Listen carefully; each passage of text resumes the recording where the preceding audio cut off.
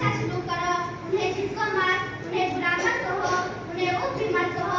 उनके लिए दुआ करो कि हे अल्लाह तू उन दोनों पर रहम फरमा जैसा कि उन्होंने बचपन में मुझ पर रहम किया।